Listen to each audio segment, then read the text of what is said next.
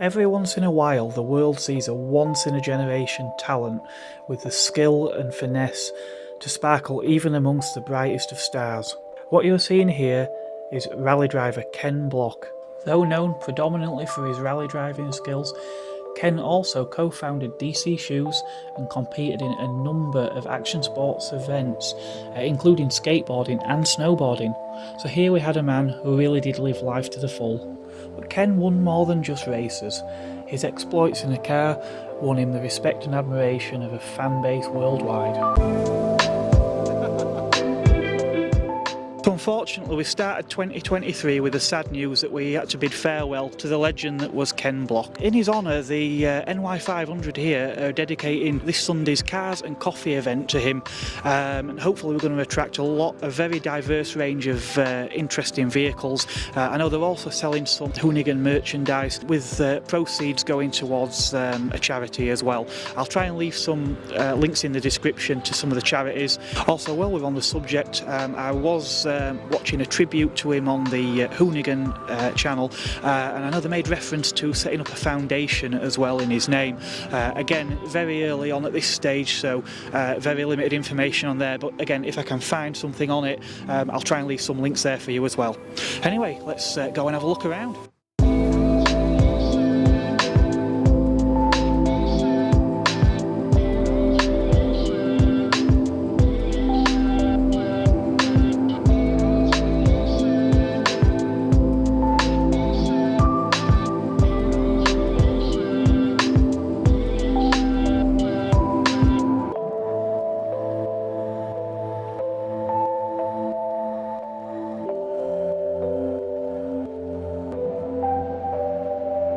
Here at the NY500, we're up near the North Yorkshire moors where unfortunately you can't always guarantee the weather.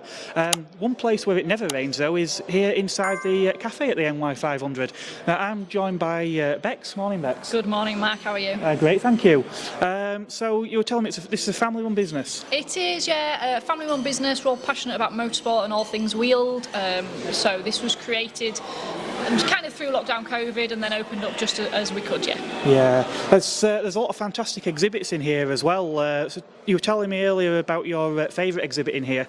Yes, it has to be the Rickwood skyline kind of behind me. It is a beast. Not only does it look very cool, it's nicknamed Godzilla, and it's had people like Freddie Hunt drive it, that actual car as well, which is just phenomenal to think about. So yeah, there's a lot of fantastic exhibits, not just cars as well. We've obviously got a lot of bicycles and all the things in the cabinets behind us as well. I think you could spend quite a lot of time and still miss something. Yeah, we're very lucky. A lot of things are on loan here, which means they're always changing and updating. So it's nice to come and just peruse what there is, yeah. Yeah. Now I have actually been here before and passing through the odd time. I did a video where I went over the moors to Whitby. I definitely recommend sampling the bacon sandwiches and the tea. It's a great location here for heading over the moors to Whitby, which partially lends its name to the cafe NY500. So tell us a bit about that. Yeah, it's a little bit of a nod to the NC500, so it's the North Yorkshire 500. It's not New York or anything like that, although we do have a very American-themed menu. So yeah, we've got lots of tours coming out in March. They'll be going all around North Yorkshire. We want people to come and enjoy what there is around us, you know, not only the coast, but the moors, the little villages that people pass by. So yeah, hopefully March time they'll all be out, including a massive 500-mile one. It kind of scoots out of North Yorkshire as well, but it's worth it. Yeah, it's I mean it's quite nice even in winter, but in summer it really is quite picturesque over the moors. But yeah, lots of fantastic things to see. Now it's already starting to get a little bit busier here. We can see quite a few cars coming in, so I'm going to leave you in peace to crack on, and I'll maybe catch you a bit later. Sounds great. Thanks very much. Excellent, thank you.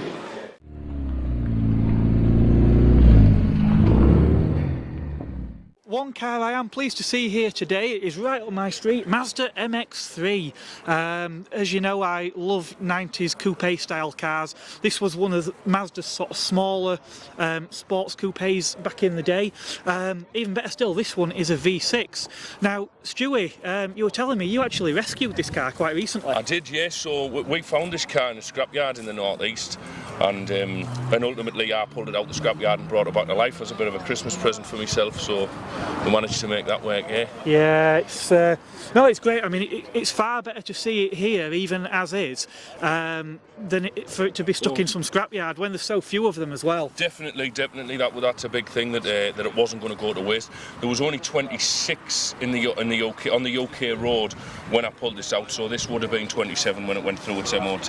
Yeah. So it's nice to grab like a little piece of Japanese domestic market history and bring it back to life and, Oh, and yeah. get it out to the shows. I mean, the exhaust's awful. It's been a great drive. It's been an awful drive down with the earring and noise and all that. But people deserve to see it. It deserves to be seen. You know? Oh, definitely. It deserves to be shown. You never know when you're going to see another one. So No. One question I do have though is how do you fit in this car? Because you are quite tall. How tall are you, Stuart? I'm 6'5.5". I used to be 6'6", but I broke my back and lost half an inch. That's so true. I remember actually being paired up with a guy ground fighting who was 6'4". Yeah, but no, it's lovely. I mean, it's the ABS model. So and ABS was so new when they brought this out that they actually put it on a badge on the back of the car, like that was which is such a sign of the times. Well, early 90s. I mean, what year is this one? It's 94. This one, but the MX3 was brought out in 1991. Yeah. And, I mean, currently it's got a cold air intake. It breathes like a dragon. You can make what you want out of the modifications with that. Yeah. And ultimately, so it left the factory doing 0 to 60 in 7.5 seconds. And we're keeping up with these Cupras and that, what we drove up with today. So I'd like to think it's maybe i6s. But yeah, I mean, a real piece of thing. It struggles to walk a bit. It's got that much power. Sometimes you're best taken off in second. But no, it is a real piece of kit. It's pride of the collection at the minute. I always like the 323Fs as well with the V6 as well. They were a good looking car. Yeah, well, I mean, I love a V6. Gotta love that rasp. Anything with a V6, V8, V10, just that raspy, like blown through reeds coming out the exhaust. That's a lovely sound by everyone. But it's a 1.8 V6, which is, I mean, why would you make a 1.8 V6? Because Mazda. It must be free revving though. Mazda just do what they want. Yeah. But it's the smallest mass-produced 1.8 litre engine Yes, ever made. I heard that, yeah. So that's also, I mean, it's a piece of history, and that's what it is to me. So. Yeah, I certainly like them. Now, hopefully, I mean, you might feature a bit more of this car yourself because you have actually got your own channel, haven't you, Stuart? I do, yeah. So I started a channel called Light 'Em Up Customs. I don't know if I got my t-shirt on today. No, I haven't. So bad advertising for me. So we have a YouTube channel. We've modified a few cars. And we've got a garage. We haven't done any videos in the garage yet. We're looking towards it. We get ourselves to shows. We get where a lot of people wouldn't. We try and get about. And I mean, feel free to have a pop along and have a little see. The crack's good. We're a good laugh. More than anything, it's just 4 blokes having a great time. And what more can you want, eh? Yeah, exactly. Yeah. Exactly. Well, that's marvellous. Thanks very much, No Stuart. problem, I've really enjoyed having a look at this one. Thank you very much, Thank sir. you. Appreciate it.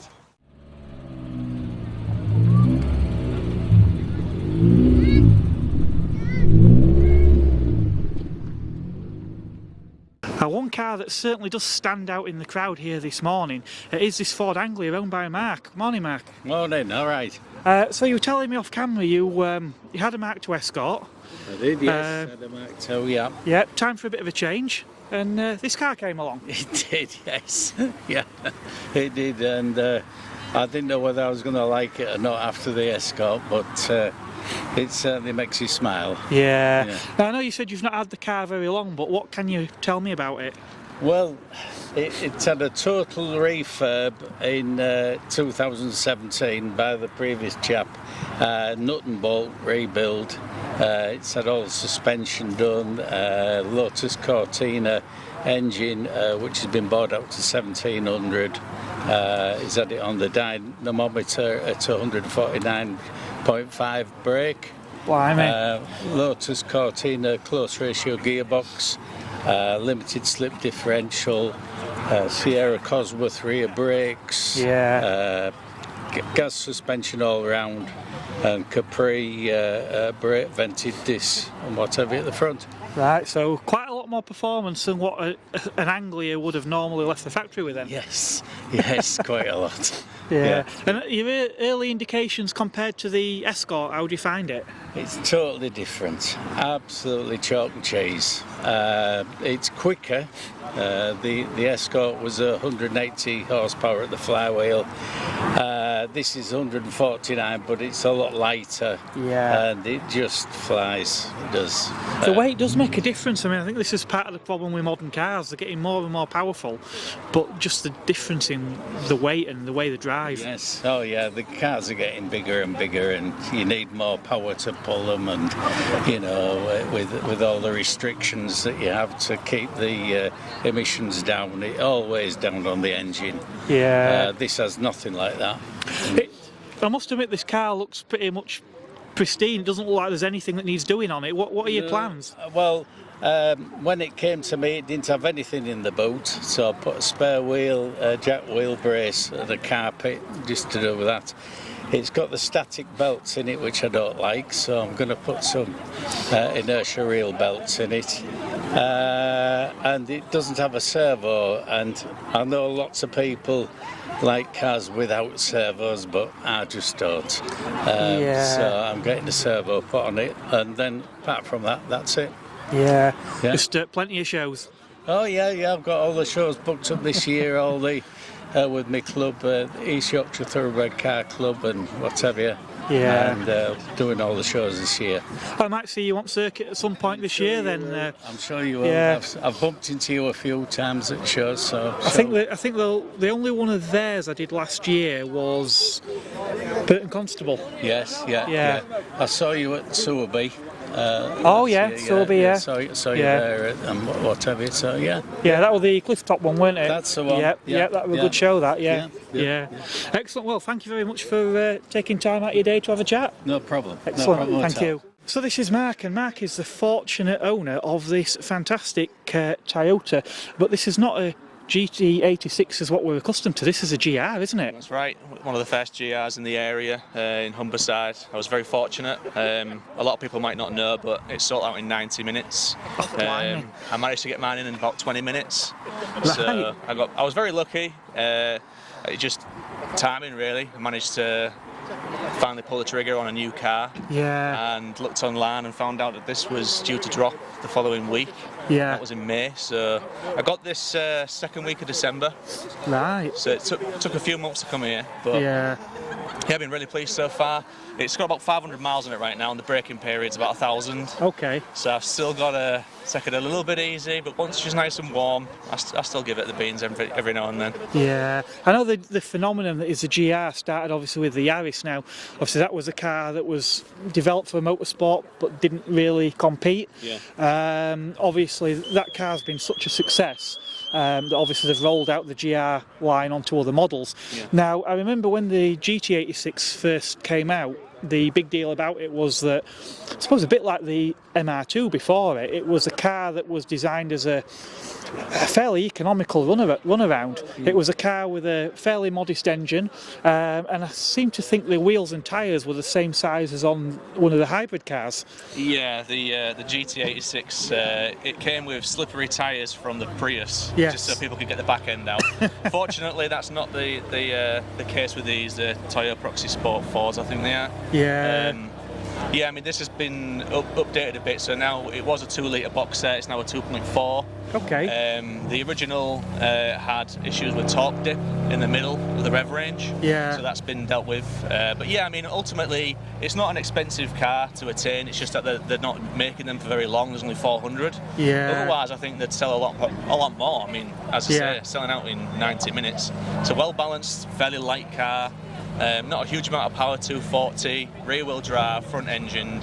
It's all you want in a fun little B-road car, really. I take it that engine, that'll be the Subaru-derived engine, is it? Yeah, there's the 2.4 Boxer, so Yeah. it's still got the original that it had in the GT. Yeah. It's just been upgraded, slightly bigger, a little bit more power, but ultimately still the same engine. Yeah.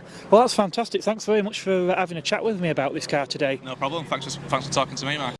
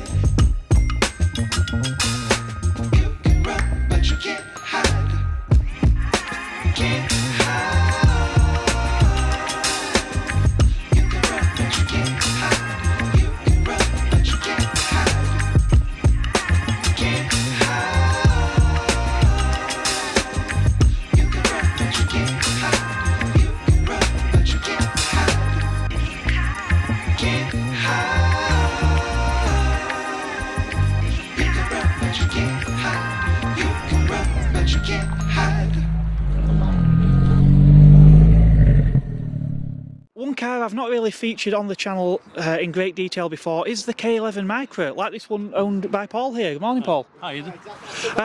So K11 Micro, I'm old enough to remember when these were new. In fact, my grandfather had a K10. At the time, they were a car that really your nan drove. They weren't really a popular with the youth, shall we say? Yeah, it was. This was a 1993 version, so it's one of the early types, and it's just gained a reputation for being learning to drive cars, and something that your nan drives. Yeah. Times have certainly changed, though, haven't they? Yeah, people would like it gains like more enthusiasm as the years go on. Now it's become a classic. This is my second Micra. I had a turquoise one before this, and then once I bought this, I started modifying. Just got into the modifying bug. Go to track days, have a bit of fun, And I imagine there's quite a good availability of parts for these. Quite scarce nowadays. Oh, right. Because especially due to the scrappage scheme, most of them have been scrapped or gone to banger races, so parts are getting rarer.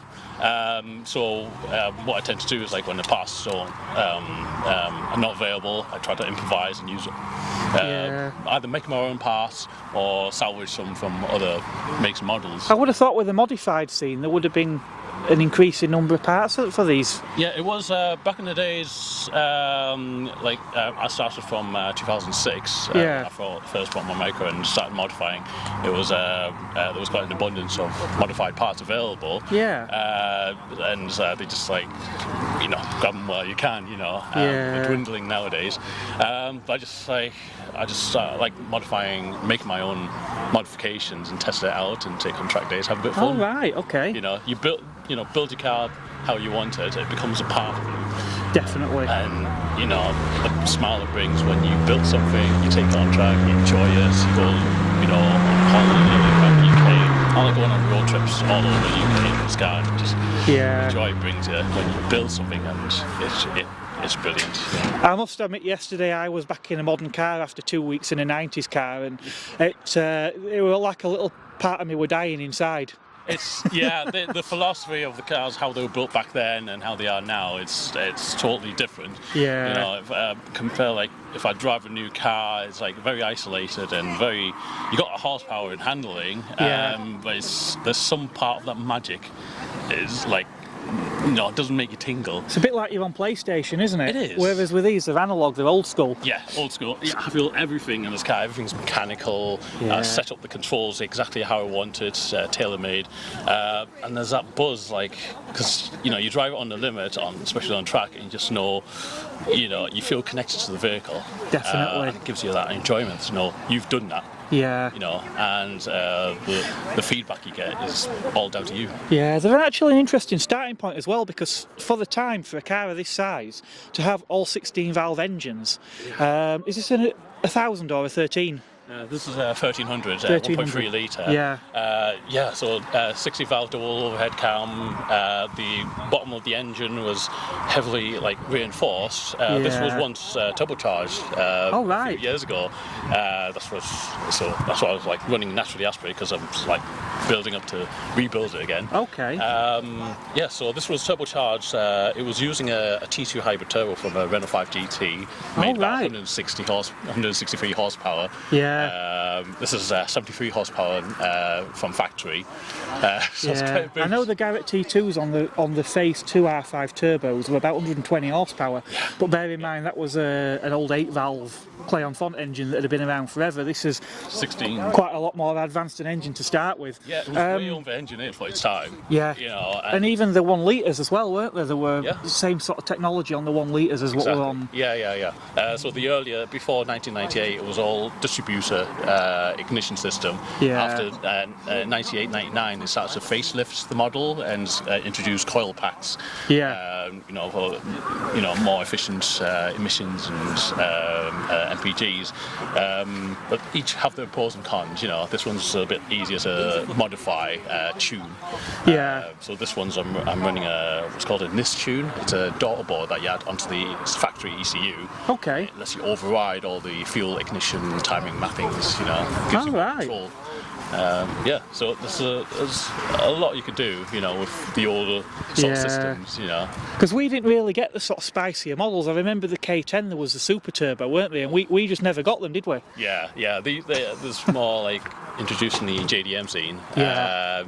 So you've probably seen on Mighty Car Mods as well. The Moog bought Mighty the white super turbo. What a machine, That noise is also amazing. Well, yeah, it were just all sorts of whooshes and... Yeah, it makes me miss the turbo one I had on here, and you just get all that visceral turbo noises and blow valve and, noises just going through the cabin. Yeah. Especially when you take it through the countryside and just enjoy the roads and all the sensations, Yeah. Yeah. Strange, really, because the things that Nissan gave us were a whole raft of special editions. Like I say, nothing particularly spicy, but I think a personal favourite play on words for me was the microwave, if you remember that one. Yes.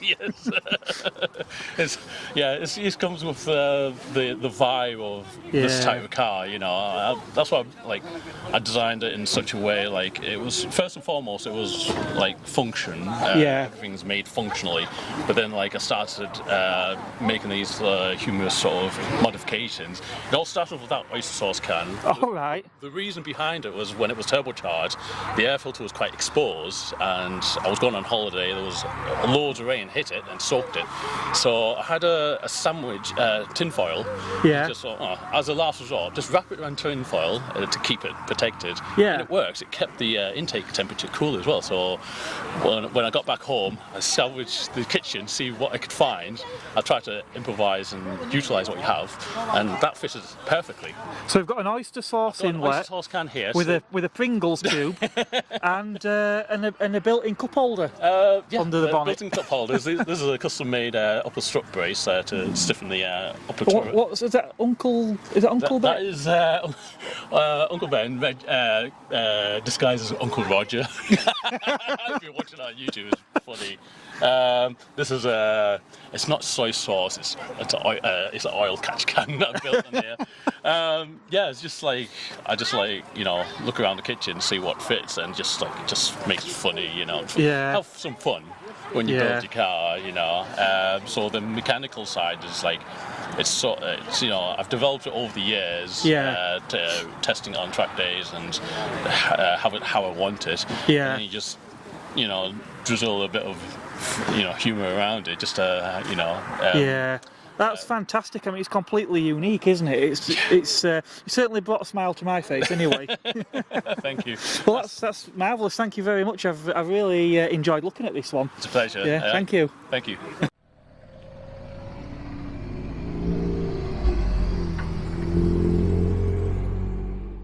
So Michael's brought along a Honda Civic. So tell me, Michael, what attracted you to this car? Well, I've got a new shape, the FK8. I've not had that long either. I've come from Subarus before, but I've always fancied one. They're a bit of a toy.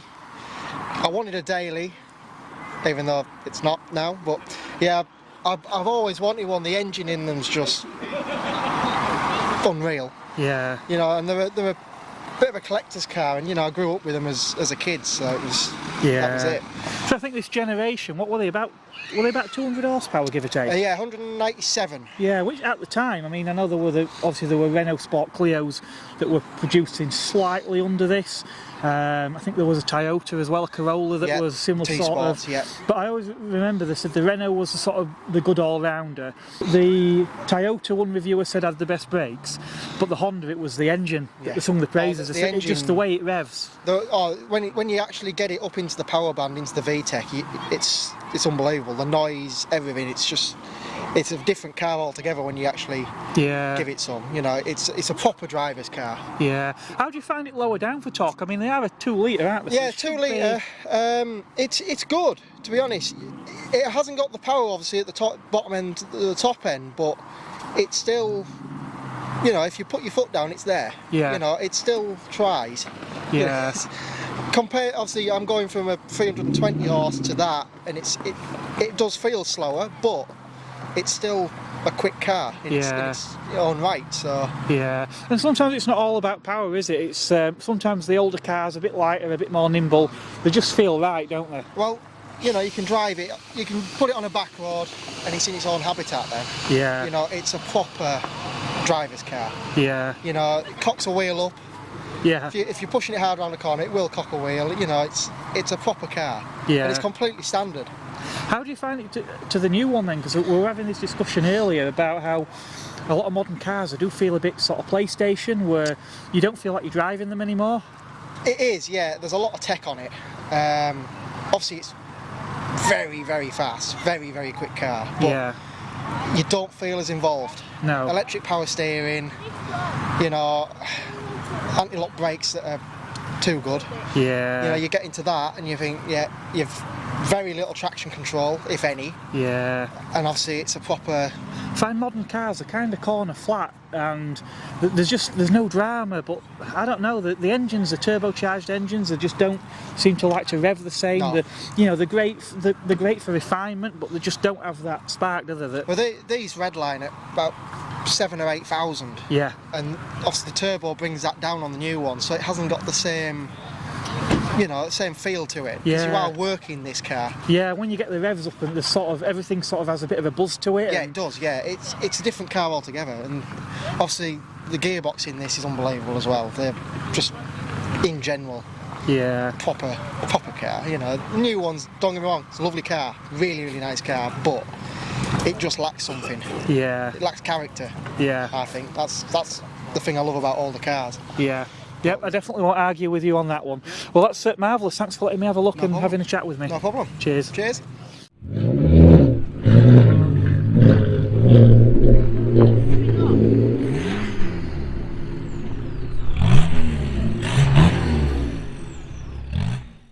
So it seems us Brits do like our Volkswagen Golfs. We've been buying them for several generations now. Charlie here owns a rather nice Mark IV. First glance, it does look a bit like an R32, but this is actually a V5, isn't it, Charlie? Yeah, that's right. V5 170 brake here. It's two-wheel drive, but the 4Motions is a four-wheel drive, but nah, just for two-wheel drive for me. It's got the R32 front bumper, full anniversary kit, meaning clocks, side skirts and rear valance. It's got a sunroof and that. You know, it's a Highline model as well, so it's got the full wood interior, heated leather seats, cruise control, climate control, the full works really. Yeah, I must admit the only Golf I've actually ever driven was in fact a Mark IV, a GTI one. It was a company car, a place I worked, and I had to go somewhere and I was given the car to drive, and I remember at the time thinking it did feel very much a comfortable GT rather than a all-out hot hatch. Oh yeah. Yeah. I suppose obviously yours having all the specification as well, it'll be quite a nice place to be on a long drive. Oh yeah, and it's got like the swirl flap system, so after 4k revs the intake opens up a bit more, so you feel the power hit you and stuff, so it's got a good system and that. Yeah. Now I notice obviously the car is slightly modified, but it is very, very subtle, which I do like the subtle mods. Any future plans? You can map these up to 180 brake, so that'll be an excellent list. The exhaust needs working and stuff. It's got the bumper's been cut a bit funny, so it just needs the exhaust tweaking. So remapping the exhaust sorting. And apart from that, just keeping it clean, keeping it serviced and that. Yeah, that's pretty much it really. I mean, I'm coming to the end of it now. Obviously, you can see what I've done. Also, it's probably one of the cleanest cars here. I mean, the roads are quite grotty at the moment, aren't they? Yeah, that's right. Yeah, it's obviously a couple of months ago there was always pipe ban and stuff on it, so it was hard to keep it clean. But yeah, keep it clean, keep salt off, and that obviously stops it from rotting. Yeah, marvellous. Thank you very much. Yeah, no problem. Right. Oh, this trim is beautiful. So yeah, we've got that special steering wheel in here that Charlie mentioned. These leather seats are rather nice as well. A lot of support on these, with these nice high bolsters on there. Again, this wood trim pack that we've got here, again, it just sort of lifts this interior. It obviously is very sort of black from the window line down, but the wood and little other touches just do brighten things up a little bit. Nice to see a light coloured headliner. Obviously cars of this generation still did. All your sportier cars, particularly your Vags and things now, typically all have black headliners, and it can make the cars feel quite dark. So yeah, as I say, I did actually drive a GTI model Mark IV once. Yeah, it's very familiar to me, this sort of driver favoured centre dash as well. Yeah, really nice place to be. Some lovely carbon fibre touches there as well. I'm not sure if they're standard or aftermarket, but yeah, it does lift the interior a little bit. When we think of Ken Block, we often think of the Mustang doing donuts around a donut shop. Or perhaps you think of one of the cars going airborne. For me, it's the connection to his rally, and in particular the Fords that always seem to spring to mind. But it weren't exclusively Ford. For example, Audis do seem to feature prominently on his channel. In fact, he did have a UR Quattro himself, and I know his daughter Leah, there's a small short series on his channel called Leah Builds. She's just passed a driving test, and she's actually been recommissioning her own UR Quattro. I think it's great to see younger drivers actually showing interest in cars from the sort of 30-40 years ago. Sadly, we haven't got any UR Quattros here today. There are quite a few more modern Audis, such as this blue TTRS behind me. Now, before we wrap today's video up, I'd just like to extend my condolences to Ken's family and close friends. From watching some of his videos, it did seem like a really genuine, nice, down-to-earth sort of guy. I'm sure his loss must have come as a terrible shock to have been taken so suddenly. I'd like to thank the NY500 for hosting this event today, obviously for taking the time for an interview, and again all involved. Again, Hoonigan, some of their merchandise that's been sold here today. Again, proceeds going to a charity that was I believe was quite close to Ken's heart. Again, I'm going to leave some links in the video description. Hope you've enjoyed everything you've seen here today. Again, if you have, give us a thumbs up. I love reading your comments. I always try and get back to you if there's any questions on anything. And as always, hit that subscribe button. Hopefully there'll be a lot more videos of this nature coming along very, very soon. I'll catch you on the next one.